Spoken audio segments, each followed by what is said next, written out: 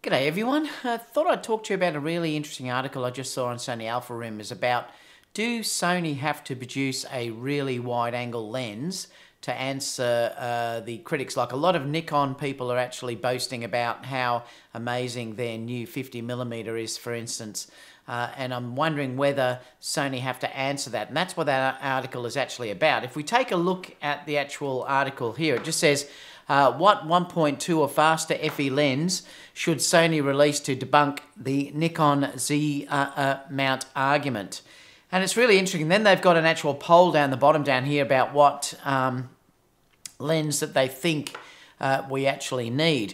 Now, I did read an article recently saying that the actual lens mount, there is no reason why Sony can't develop a 0.95 lens, for instance, for that mount. There are already 0.95 lenses available for the Sony mount as it is, so that proves that it's actually possible.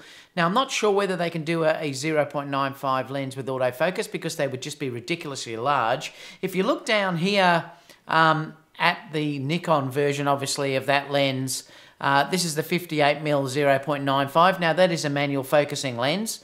And you can see how massive these lenses are when you get down to that 0.95mm lenses. I have used 0.95 lenses before. I used the 10.5 Voightlander on my GH5, and I absolutely loved it.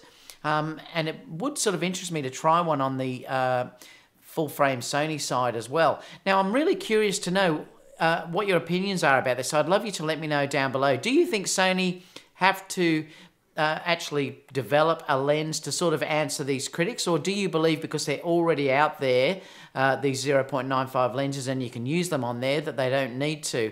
And if you do think they need to, what lens would you love to see fast? And would you like to say have a 0.95 lens, or would you say something like a 1.2 that did autofocus? Like I've said to you before, I would love to have the Canon 85 1.2.